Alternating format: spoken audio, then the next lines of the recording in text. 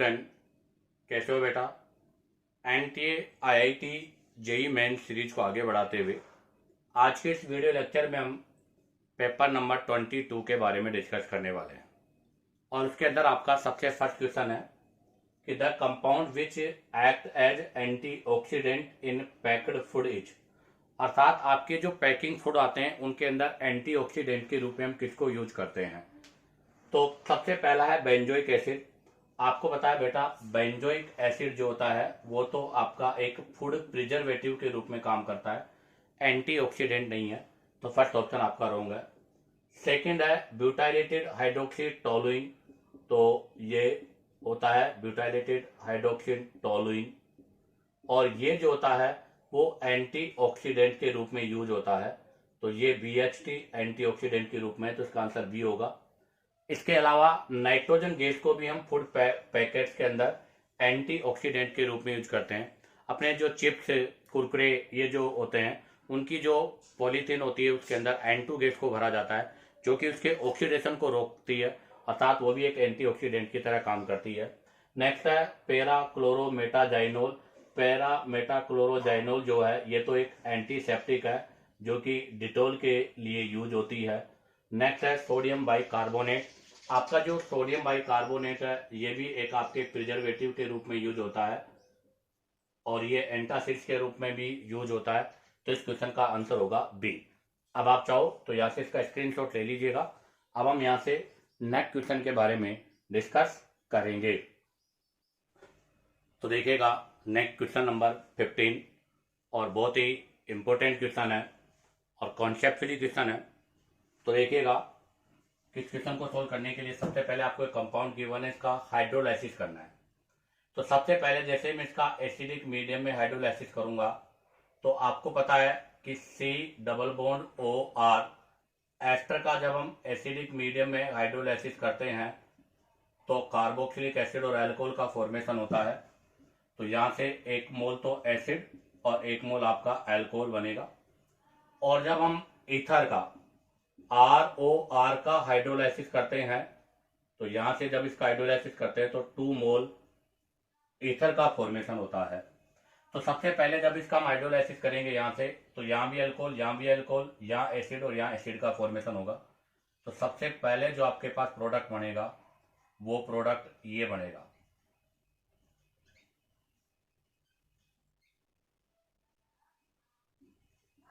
ये प्रोडक्ट का फॉर्मेशन होगा।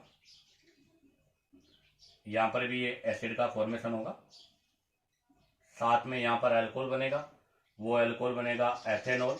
यहां पर भी साथ में अल्कोहल बनेगा, वो होगा एथेनॉल। यहां पर साथ में मेथेनॉल बनेगा और यहां पर भी साथ में आपके मेथेनॉल का फॉर्मेशन होगा।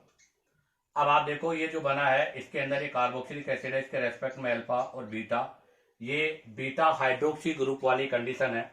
और हमें पता है कि जब बीटा हाइड्रोक्सी कार्बोक्सिलिक एसिड जो होता है उसको अगर हम हीट करते हैं तो वहां से CO2 गैस रिमूव होती है, अर्थात डी कार्बोक्सिलेशन रिएक्शन होता है। और डी कार्बोक्सिलेशन रिएक्शन के वाया वहां से CO2 मोल रिमूव होगा। तो आप जरा देखो यहाँ पर भी कार्बोक्सिलिक एसिड है, यहाँ पर भी कार्बोक्सिलिक एसिड है। तो यहाँ से 1 मोल CO2 गैस यहाँ से निकलेगी। तो यहां से जैसे इसको हीट करेंगे तो 2 मोल तो CO2 गैस का, और एक ही कार्बन पर 2 OH है, और अगर एक ही कार्बन पर 2 OH है तो वो भी स्टेबल नहीं है। तो 1 मोल यहाँ से वाटर का जो रिमूव होगा। तो यहाँ से 1 मोल तो वाटर का और आपके 2 मोल CO2 गैस रिमूव होगी, और इसके वाया आपके पास साइक्लोहेक्सेनोन का फॉर्मेशन होगा, अर्थात ए प्रोडक्ट आपके पास यहाँ पर ए होगा। अब आगे क्या है वो देखिएगा। आपके साइक्लोहेक्सेनोन जो बना है उसका रिएक्शन करना है आपके हाइड्रोक्सिल अमाइन के साथ। ये आपका एक प्रकार से न्यूक्लियोफिलिक एडिशन रिएक्शन है NAR। और NAR जब यहाँ पर होगा तो आप जरा देखिएगा इसके NAR के वाया यहाँ से वाटर मोलिक्यूल्स रिमूव हो जाएगा। तो ये न्यूक्लियोफिलिक एडिशन इलिमिनेशन होगा, वाटर मोलिक्यूल्स रिमूव होगा, और वाटर मोलिक्यूल्स रिमूव होने से आपके पास ऑक्साइम का फॉर्मेशन हो जाएगा। किसका फॉर्मेशन हो जाएगा बेटा? ऑक्साइम का। तो आपके पास यहाँ से जो बी प्रोडक्ट बना है वो क्या हो गया? ऑक्साइम हो गया। तो बी प्रोडक्ट हमारे पास ऑक्साइम बन गया जो कि यहाँ पर सी है। अब आपके पास जो ऑक्साइड बना है उसका कंसंट्रेट H2SO4 के साथ रिएक्शन करेंगे। बेटा कंसंट्रेट H2SO4 के साथ रिएक्शन करना बेकमान रीअरेंजमेंट रिएक्शन है। ये कौन सा रिएक्शन है? बेकमान रीअरेंजमेंट। और बेकमान रीअरेंजमेंट के अंदर ये रिंग जो है वो यहाँ से इसके साथ कनेक्ट होगी और इसके वाया आपके पास कैप्रोलैक्टम का फॉर्मेशन हो जाएगा। किसका फॉर्मेशन हो जाएगा? कैप्रोलैक्टम का फॉर्मेशन हो जाएगा। और जो कैप्रोलैक्टम आपका बना है ये बेकमान रीअरेंजमेंट के वाया बनता है। और अब इसका हम यहाँ से अगेन हाइड्रोलाइसिस करेंगे तो बेटा इसका हाइड्रोलाइसिस यहाँ से होगा। जैसे इसका हम यहाँ से हाइड्रोलाइसिस करेंगे, इधर OH तो इधर H होगा, तो ये तो कार्बोक्सिलिक एसिड में और ये आपके NH2 ग्रुप में कन्वर्ट हो जाएगा। तो यहाँ से गिनिएगा 1 2 3 4 5 6 6 कार्बन की चेन होगी, उसमें एक साइड COOH होगा, एक साइड NH2 ग्रुप होगा। तो बताओ यहाँ से किसका फॉर्मेशन होगा? तो एक साइड तो NH2 ग्रुप होगा, उसके बाद में यहाँ पर 1 2 3 4 5 और 6 कार्बन की चेन होगी। और 6 कार्बन की जो चेन है वो 6 का नंबर की कार्बन की चेन में C double bond OH group आपका ऐड होगा। तो देखिएगा 1 2 3 4 5 और 6। तो इसका जो लास्ट फाइनल आंसर सी है वो ये होगा। तो इस क्वेश्चन का आंसर क्या होगा बेटा? डी होगा। हालांकि यहाँ पर आपके सभी ऑप्शन जो है वो इनके बीच की स्टेज है। फर्स्ट ऑप्शन जो होगा वो आपका ए होगा, आपका जो बी होगा वो यहाँ से ऑप्टेन स्पीसीज होगा, सी वाला आपका बी होगा, बट उसने लास्ट फाइनल सी पूछा था और सी लास्ट फाइनल आपका डी होगा। अब आप चाहो तो यहाँ से इसका स्क्रीनशॉट ले लीजिएगा। अब हम यहाँ से नेक्स्ट क्वेश्चन के बारे में डिस्कस करेंगे। तो देखिएगा next question number 16। For the reaction phenol chloroform alcoholic KOH के साथ हीट किया है और बेंज एल्डिहाइड अर्थात सैलिसिली एल्डिहाइड का फॉर्मेशन हुआ है। आपको बताना है the correct statement regarding about the reaction. इस रिएक्शन के बारे में करेक्ट स्टेटमेंट क्या है? तो सबसे पहले तो मैं क्लियर कर दूं कि रिएक्शन आपका राइमर टीमान रिएक्शन है, जहां पर chloroform CaCl3 in presence of KOH base की प्रेजेंस में रिएक्शन करता है। तो ये एसिडिक हाइड्रोजन को रिमूव करके यहाँ पर कार्बिन इंटरमीडिएट बनाता है। तो ध्यान रखना, यहाँ पर ये कार्बिन है और यहाँ पर कार्बिन इंटरमीडिएट है और यही कार्बिन आपके फिनोल पर अटैक करने का काम करती है।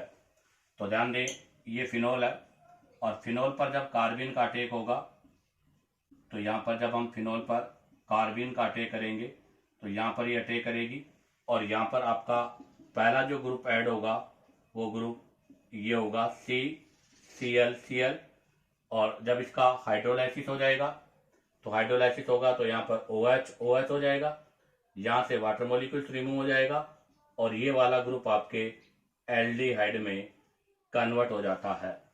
तो इसके बारे में हमें बताना है कौन सा स्टेटमेंट गलत है। तो reaction complete in the more than one step, पहला स्टेटमेंट राइट है कि रिएक्शन एक से ज्यादा स्टेप्स में होता है। डाइक्लोरोकार्बिन, बिल्कुल ये डाइक्लोरोकार्बिन है और ये इलेक्ट्रोफाइल है, बिल्कुल इलेक्ट्रोफाइल है क्योंकि यहाँ पर कार्बन के आउटर मोर शेल में 6 इलेक्ट्रॉन है और यहाँ पर 6 इलेक्ट्रॉन होने की वजह से इसका ऑक्टेट कंप्लीट नहीं है, इनकम्प्लीट ऑक्टेट है और इनकम्प्लीट ऑक्टेट होने की वजह से ये इलेक्ट्रोफाइल की तरह कार्य करता है जो रिंग पर अटैक करेगा। थर्ड आपका इंटरमीडिएट ये बनेगा, तो आपका सेकंड राइट है, थर्ड रॉन्ग है। तो इस क्वेश्चन का आंसर होगा डी, फर्स्ट और सेकंड राइट है। अब आप चाहो तो यहाँ से इसका स्क्रीनशॉट ले लीजिएगा। अब हम यहाँ से नेक्स्ट क्वेश्चन के बारे में डिस्कस करेंगे। तो देखिएगा नेक्स्ट क्वेश्चन नंबर 17 के बारे में डिस्कस करेंगे हम। क्वेश्चन नंबर 17 है कि the number of primary, secondary and tertiary carbon in the following structure are respectively. ये जो आपको स्ट्रक्चर गिवन है इसके अंदर 1 डिग्री, 2 डिग्री और 3 डिग्री कार्बन हमें आइडेंटिफाई करना है। तो देखिएगा सबसे पहले ये कार्बन आपका 1 डिग्री है, ये कार्बन 2 डिग्री है, ये 3 डिग्री है, ये 2 डिग्री है, ये 2 डिग्री है, ये भी 2 डिग्री, ये 2 डिग्री, ये कार्बन आपका 3 डिग्री है, ये वाला 2 डिग्री है, ये कार्बन 3 डिग्री है, ये 1 डिग्री है और ये 1 डिग्री है। कैसे डिसाइड होता है डिग्री?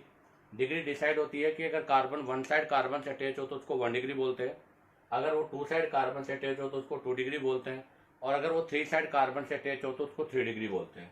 तो बताओ इसमें 1 डिग्री कार्बन कितने हुए? 1 2 3, जहाँ पर 3 तो 1 डिग्री कार्बन है तो ध्यान दे 1 डिग्री अगर कार्बन की बात करूं तो मैं 3 है। अब बात करते हैं 2 डिग्री कार्बन, 1 2 3 4 5 6, 2 डिग्री कार्बन यहाँ पर 6 है। और 3 डिग्री कार्बन की अगर मैं बात करूं तो 1 2 3, 3 डिग्री यहाँ पर आपके 3 डिग्री कार्बन की अगर मैं बात करूं तो यहाँ पर 1 2 और 3, यहाँ पर 3 डिग्री कार्बन है। तो बताइएगा इस क्वेश्चन का आंसर क्या होगा। तो 1 डिग्री 3 है, सेकेंडरी 6 है और टर्सरी 3 है। तो इसका आंसर होगा बेटा बी, जिसके अंदर है 3 6 3। अब हम नेक्स्ट क्वेश्चन नंबर 18 के बारे में डिस्कस करते हैं। CH3 C डबल बॉन्ड और CH डबल बॉन्ड CH3 का रिएक्शन HBr, अर्थात एल्कीन पर HBr का, तो ये EAR इलेक्ट्रोफिलिक एडिशन रिएक्शन है। और इलेक्ट्रोफिलिक एडिशन में भी मार्कोनी ऑफ रूल का फॉलो होगा। बट आपको पता है इसे डबल बॉन्ड के इस कोने पर C डबल बॉन्ड हो आपका -I, अर्थात इलेक्ट्रॉन विड्रॉल ग्रुप लगा हुआ है। और अगर इलेक्ट्रॉन विड्रॉल ग्रुप होता है तो ऐसी कंडीशन पर आपका मार्कोनी ऑफ नहीं, anti Markovnikov of rule apply होगा। क्यों? क्योंकि आप देखिएगा यहाँ डबल बॉन्ड है तो यहाँ पर 2 कार्बन कैटाइन बनेंगे। तो मैं यहाँ से 2 टाइप के कार्ब कैटाइन का फॉर्मेशन कर रहा हूं। तो देखो एक कार्ब कैटाइन तो बनेगा यहां से और एक कार्ब कैटाइन बनेगा यहां पर। अगर हम बात करें तो यहां पर इस कार्ब कैटाइन पर इसका -I इफेक्ट लग रहा है, इसलिए ये कार्ब कैटाइन स्टेबलाइज की बजाय आपके डिस्टेबलाइज है, अर्थात इसकी स्टेबिलिटी यहां पर कम है, डिस्टेबिलिटी है। जबकि यहाँ पर ये हालांकि -I तो यहाँ पर भी ऑब्जर्व हो रहा है, बट इसकी डिस्टेंस ज्यादा है और डिस्टेंस ज्यादा होने की वजह से ये इसके कंपेयर में मोर स्टेबल है। फर्स्ट के कंपेयर में सेकंड वाला मोर स्टेबल है, इसलिए यहाँ पर ये वाला इंटरमीडिएट कार्ब कैटाइन का फॉर्मेशन नहीं होगा, बल्कि इस वाले इंटरमीडिएट कार्ब कैटाइन का फॉर्मेशन होगा। अगर कार्ब कैटाइन ये बनेगा तो Br भी इसी कार्बन कैटाइन पर होगा, इसलिए यहाँ पर जो प्रोडक्ट बनेगा वो प्रोडक्ट आपका यहाँ पर Br होगा, यहाँ पर H होगा, तो ये प्रोडक्ट का फॉर्मेशन होगा। तो बताइएगा कौन सा आंसर सही है। तो इसके अंदर आपका फर्स्ट आंसर राइट है। ध्यान रखना एल्कीन पर HBr का एडिशन जो होता है वो EAR इलेक्ट्रोफिलिक एडिशन रिएक्शन का एग्जाम्पल है, जहां पर मार्कोनी ऑफ रूल अप्लाई होता है। बट जब इस डबल बॉन्ड के टर्मिनल एक एंड पर इलेक्ट्रॉन विड्रॉल ग्रुप अगर लगा होता है तो ऐसी कंडीशन पर मार्कोनी नहीं, एंटी मार्कोनी ऑफ रूल का फॉलो होता है। या हम ऐसे कहते हैं कि इनके अंदर इंटरमीडिएट कार्ब कैटाइन बनता है और वो कार्ब कैटाइन जो स्टेबल होगा उसी का फॉर्मेशन होगा। तो यहाँ पर एक कार्ब कैटाइन ये बनेगा, एक कार्ब कैटाइन ये बनेगा, ये लीस्ट स्टेबल होगा क्योंकि यहाँ पर इसका -I मोर है, जबकि यहाँ पर ये इसके कंपेयर में ज्यादा स्टेबल होगा क्योंकि यहाँ पर इसका -I लेस है। इसलिए यहाँ से मेजर प्रोडक्ट बनेगा और यहाँ से माइनर प्रोडक्ट बनेगा, इसलिए इसका आंसर होगा फर्स्ट। अब आप चाहो तो यहाँ से इसका स्क्रीनशॉट ले लीजिएगा। अब हम यहाँ से नेक्स्ट क्वेश्चन के बारे में डिस्कस करेंगे। तो देखिएगा next question number 19, how many resonating structures are possible for the following structure include given structure. मतलब आपको यहाँ पर ये स्ट्रक्चर गिवन है, इसकी टोटल रेजोनेटिंग स्ट्रक्चर बताना है कितनी रेजोनेटिंग स्ट्रक्चर होगी। तो मैं आपको क्लियर कर दूं कि ये बेंजीन रिंग है और इसके ऊपर ये ऑक्साइड फिनॉक्साइड है। अगर एक ही रिंग के साथ फिनॉक्साइड होता तो इसका 5 रेजोनेटिंग स्ट्रक्चर होता। कितना रेजोनेटिंग स्ट्रक्चर होता बेटा? 5 रेजोनेटिंग स्ट्रक्चर होता। बट यहाँ पर 2 रिंगे आपस में कनेक्ट है, तो 2 रिंगे कनेक्ट होने की वजह से यहाँ पर नंबर ऑफ RS इंक्रीज होगा। कितना RS इंक्रीज होगा वो देखिएगा, ये स्ट्रक्चर है। अब आप देखो नेगेटिव सिग्मा पाई एक कंडीशन ये होगी, नेगेटिव सिग्मा पाई एक कंडीशन ये होगी, फिर नेगेटिव सिग्मा पाई एक कंडीशन ये होगी, नेगेटिव सिग्मा पाई एक कंडीशन ये होगी, नेगेटिव सिग्मा पाई एक कंडीशन ये होगी। तो इसका मतलब ये हुआ कि जब एक रिंग पर 5 है तो दूसरी रिंग में 2 पाई बॉन्ड की वजह से आपकी 3 रेजोनेटिंग स्ट्रक्चर और इंक्रीज हो जाएगी। तो टोटल कितनी रेजोनेटिंग स्ट्रक्चर हो जाएगी? तो बेटा यहाँ पर टोटल 9 रेजोनेटिंग स्ट्रक्चर्स का फॉर्मेशन होगा। तो बताइएगा इस क्वेश्चन का आंसर क्या होगा, बी। ठीक है, आप चाहो तो यहाँ से इसका स्क्रीनशॉट ले लीजिएगा। अब हम यहाँ से नेक्स्ट क्वेश्चन के बारे में डिस्कस करेंगे। तो देखिएगा next question number 20। Question number 20 के अंदर आपको ये स्ट्रक्चर ए गिवन है, इसका D2O के साथ प्रोलॉन्ग ट्रीटमेंट करना है, अर्थात ये आपका कीटो इनोल टोटोमेरिज्म का पार्ट है, कीटो इनोल टोटोमेरिज्म का पार्ट है। अगर ये कीटो इनोल टोटोमेरिज्म का पार्ट है तो हमें बताना है कि यहाँ पर क्या क्वेश्चन है, after prolong treatment of A by D2O the maximum possible difference in molecular weight of compound A and B. इसका ड्यूटेरियम ओडी के साथ प्रोलॉन्ग ट्रीटमेंट करना है, अर्थात कीटो इनोल करना है, उसके बाद बी स्ट्रक्चर ऑब्टेन होगा। तो ये कौन सी फॉर्म है, कीटो फॉर्म है। बी यहाँ पर आपको इनोल फॉर्म ऑब्टेन होगी। आपको कीटोन और इनोल के मोलिकुलर वेट में डिफरेंस बताना है कि इनके बीच में डिफरेंस क्या होगा। तो सबसे पहले आपको ये पता होना चाहिए कि कीटो इनोल के लिए कंडीशन यह है कि एटलीस्ट अल्फा हाइड्रोजन होना चाहिए। क्या होना चाहिए, अल्फा हाइड्रोजन। और आपको पता है यहाँ पर भी अल्फा हाइड्रोजन नहीं है, यहाँ पर भी, हालांकि यहाँ पर हाइड्रोजन है और यहाँ पर भी हाइड्रोजन है, बट वो आपका sp2 का पार्ट है। किसका पार्ट है, sp2 का। और ये भी किसका पार्ट है, sp2 का। जबकि ये वाला हाइड्रोजन sp2 का पार्ट नहीं है। तो यहाँ से यहाँ पर क्या होगा, टोटोमेरिज्म होगा।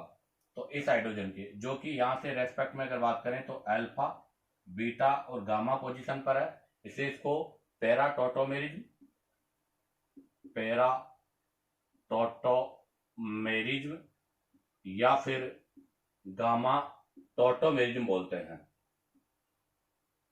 तो इसको हम पैरा टोटोमेरिज्म या फिर गामा टोटोमेरिज्म बोलते हैं, क्योंकि यहाँ से गामा पोजीशन का हाइड्रोजन टोटोमेरिज्म में इंक्लूड होता है। तो जब यहाँ से टोटोमेरिज्म होगा तो टोटोमेरिज्म के वाया आपके पास जो स्ट्रक्चर बनेगा वो स्ट्रक्चर ये होगा, अर्थात ये आपके बेंजीन रिंग में कन्वर्ट हो जाएगा। कैसे होगा बेंजीन रिंग में, ये पाई बॉन्ड यहाँ पर होगा तो यहाँ पर नेगेटिव चार्ज हो जाएगा। तो देखो मैं क्लियर कर दूं, यहाँ पे नेगेटिव आ जाएगा पाई बॉन्ड के शिफ्ट होते ही। जैसे ही पाई बॉन्ड के शिफ्ट होगा यहाँ पॉजिटिव हो जाएगा, ये पाई बॉन्ड यहाँ शिफ्ट हो जाएगा, ये पाई बॉन्ड शिफ्ट होते ही यहाँ पर पॉजिटिव हो जाएगा। तो यहाँ से हाइड्रोजन हटकर ये पाई बॉन्ड यहाँ जाएगा।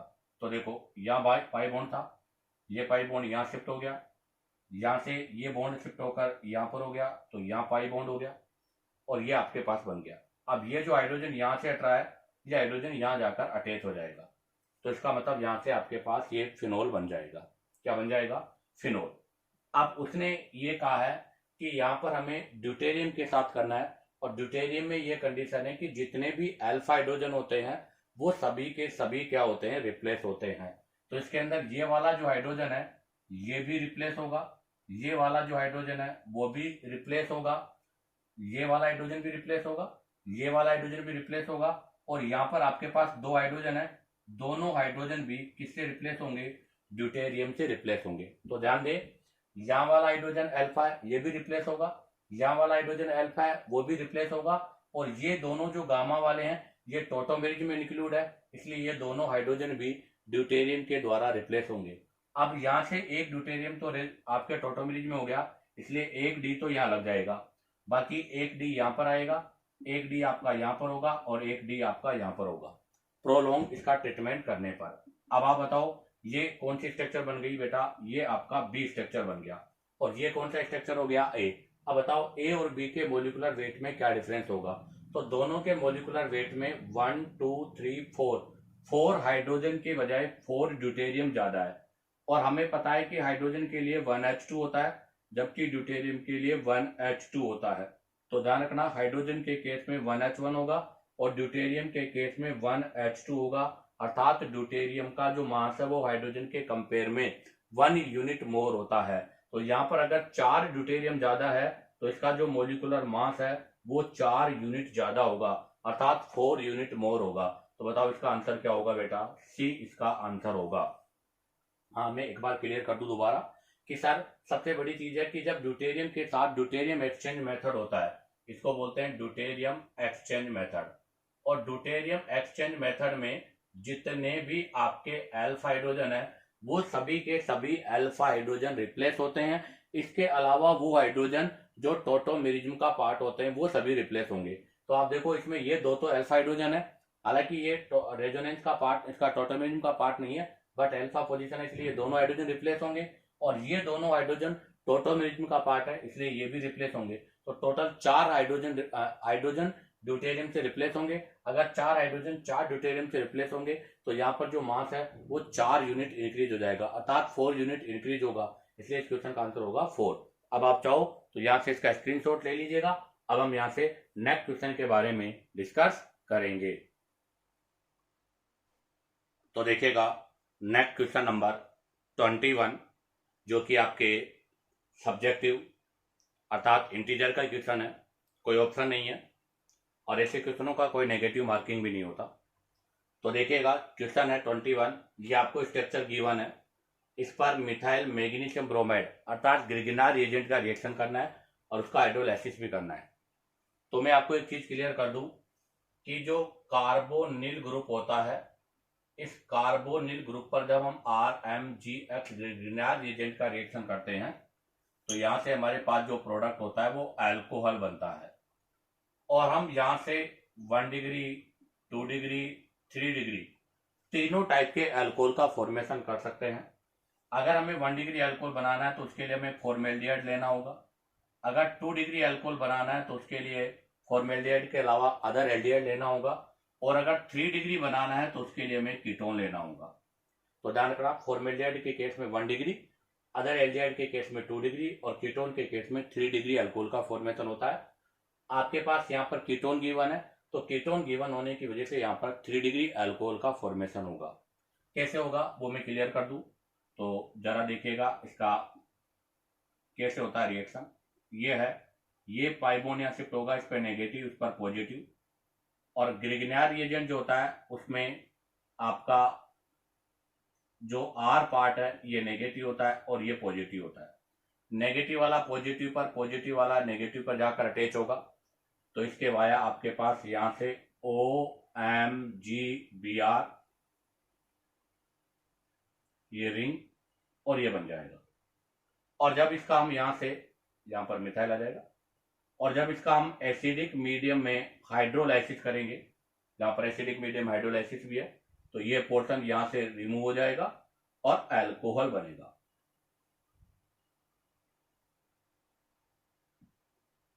तो ये 3 डिग्री अल्कोहल का फॉर्मेशन हो गया। अब आपके पास जो 3 डिग्री अल्कोहल बना है उस पर E1 मतलब H+ की प्रेजेंस में हीट करना है, अर्थात एसिडिक मीडियम में एलिमिनेशन रिएक्शन है, अल्कोहल है। तो आपको पता है alcohol in presence of acidic medium क्या करता है, एलिमिनेशन रिएक्शन करता है। और ध्यान दे एलिमिनेशन में E1 है, और E1 एलिमिनेशन रिएक्शन जो होती है उसके अंदर इंटरमीडिएट कार्ब कैटाइन बनता है। बेटा क्या बनता है, इंटरमीडिएट कार्ब कैटाइन बनता है, और इंटरमीडिएट कार्ब कैटाइन में अगर रीअरेंजमेंट है तो वहां रीअरेंजमेंट भी पॉसिबल होता है। तो यहाँ सबसे पहले इंटरमीडिएट कार्ब कैटाइन का फॉर्मेशन होगा। तो यहाँ से मैं इस अल्कोहल को रिमूव करूंगा, अर्थात ये कैसे होता है, पहले यहाँ पर H अटैच होता है, मैं क्लियर कर दूं मैकेनिज्म। जैसे H अटैच होगा ये आपका प्रोटोनेटेड अल्कोहल बन जाएगा, ये बन गया आपका प्रोटोनेटेड अल्कोहल। अब ये जो आपका इसको बोलते हैं प्रोटोनेटेड अल्कोहल, और ये प्रोटोनेटेड अल्कोहल स्टेबल नहीं होता, और ये हो गया आपका good leaving group. Good leaving group, पहले ये पुअर लिविंग ग्रुप था, अर्थात ये इजीली रिमूव नहीं हो सकता अल्कोहल, पुअर लिविंग ग्रुप है। जब इसका प्रोटोनेशन हुआ ये गुड लिविंग ग्रुप में कन्वर्ट हो गया, तुरंत यहां से वाटर मोलिक्यूल्स रिमूव हो जाएगा, ये वाटर मोलिक्यूल्स रिमूव हो गया, और वाटर मोलिक्यूल्स रिमूव होने से यहां पर आपके पास ये इंटरमीडिएट कार्ब कैटाइन का फॉर्मेशन हो गया। अब आता है स्टेप नंबर 2, ये स्टेप फर्स्ट है जो कि इसका स्लो और आर्डियस स्टेप है, तो ध्यान रखना इसको हम स्टेप फर्स्ट बोलते हैं, और ये स्टेप फर्स्ट इसका स्लो और आर्डियस पार्ट है। अब स्टेप 2 के अंदर यहाँ पर रिमूव ऑफ हाइड्रोजन होगा, बीटा हाइड्रोजन का रिमूव होगा, अर्थात ये बीटा एलिमिनेशन है। अब यहाँ से जो बीटा हाइड्रोजन रिमूव होगा वो कौन कौन सा बीटा हो सकता है, तो आप देखो इसके रेस्पेक्ट में एक हाइड्रोजन तो आपके पास यहाँ पर है, तो ये भी बीटा हाइड्रोजन है। इसके रेस्पेक्ट में जैसे यहाँ पर मिथाइल है, एक हाइड्रोजन यह है, तो आपके पास ये भी बीटा हाइड्रोजन है, और इसके रेस्पेक्ट में एक हाइड्रोजन यहाँ पर है, ये भी बीटा हाइड्रोजन है। तो इसमें टोटल 3 टाइप के बीटा हाइड्रोजन है, और अगर यहाँ पर 3 टाइप के बीटा हाइड्रोजन है तो यहाँ से 3 टाइप की एल्कीन का ही फॉर्मेशन होगा। उसमें से भी आप ध्यान दें बेटा, ये जो वाला बीटा हाइड्रोजन है वो 3 डिग्री का पार्ट है, ये वाला 1 डिग्री का पार्ट है, और ये वाला बीटा 2 डिग्री का पार्ट है। तो 3 डिग्री वाला जो बीटा हाइड्रोजन है उसका इलिमिनेशन फास्ट होगा, क्योंकि वहां से बनने वाली जो एल्कीन है वो आपकी मोर स्टेबल होगी। और इवन रिएक्शन जो होती है उसके अंदर हमेशा किसके रूल का फॉलो होता है, तो यहाँ पर आपके पास सेथ-जेप रूल का फॉलो होगा, और सेथ-जेप रूल के अकॉर्डिंग मोर स्टेबल एल्कीन का फॉर्मेशन होगा। तो देखिएगा, यहाँ से मैं सबसे पहले 1 डिग्री बीटा हाइड्रोजन को रिमूव करता हूँ। अगर 1 डिग्री बीटा हाइड्रोजन आपका रिमूव होगा तो बनने वाली एल्कीन आपकी ये होगी, जो कि यहाँ पर मेजर नहीं, क्या है, माइनर है। अब मैं यहाँ पे रिमूव करता हूँ 2 डिग्री वाला। अगर हम 2 डिग्री वाला हाइड्रोजन यहाँ पर रिमूव करते हैं तो 2 डिग्री वाले हाइड्रोजन के रिमूव होने से ये एल्कीन बनेगी, ये भी आपकी मेजर नहीं, माइनर है। और अब हम रिमूव करते हैं 3 डिग्री बीटा हाइड्रोजन को, और अगर 3 डिग्री बीटा हाइड्रोजन यहाँ से रिमूव होगा तो बनने वाली एल्कीन आपकी ये होगी। और इस एल्कीन में देखिएगा आपका सबसे ज्यादा स्टेबिलिटी है, और इसको हम मेजर एल्कीन बोलते हैं। क्यों बोलते हैं? क्योंकि यहाँ पर नंबर ऑफ अल्फा हाइड्रोजन 3, 3, 6, 7, 8, 9, 10, यहाँ पर टोटल 10 अल्फा हाइड्रोजन है, और 10 अल्फा हाइड्रोजन होने की वजह से इस एल्कीन की स्टेबिलिटी हाईली है, हाई स्टेबिलिटी है, और हाई स्टेबिलिटी होने की वजह से ये आपका मेजर होगा। बट हमारा क्वेश्चन तो ये था कि in the above reaction number of possible alkenes are, यहाँ पर कितने एल्कीन की पॉसिबिलिटी है। तो बताइएगा इस क्वेश्चन में कितने एल्कीन की पॉसिबिलिटी है, 1, 2, 3। तो यहाँ पर टोटल 3 एल्कीन की पॉसिबिलिटी है। तो बताइएगा इस क्वेश्चन का आंसर क्या होगा, 3। अब आप चाहो तो यहाँ से इसका स्क्रीनशॉट ले लीजिएगा। अब हम यहाँ से नेक्स्ट क्वेश्चन के बारे में डिस्कस करेंगे। तो देखिएगा नेक्स्ट क्वेश्चन नंबर 25। अब हम क्वेश्चन नंबर 25 के बारे में डिस्कस करेंगे। Melamine is use in formation of melamine formaldehyde resin. ये पॉलीमर का क्वेश्चन है, और मेलामाइन जो है एक मोनोमर यूनिट है जिसके हम मतलब पॉलीमराइजेशन से मेलामाइन फॉर्मेल्डिहाइड रेजिन का फॉर्मेशन करते हैं। How many nitrogen atom are present in melamine unit, आपको बताना है मेलामाइन यूनिट में कितने नाइट्रोजन प्रेजेंट है। ये भी आपके इंटीजर का है, ऑप्शन यहाँ पर नहीं है। तो हमें सबसे पहले मेलामाइन का स्ट्रक्चर आना चाहिए। तो देखो मेलामाइन का स्ट्रक्चर क्या होता है।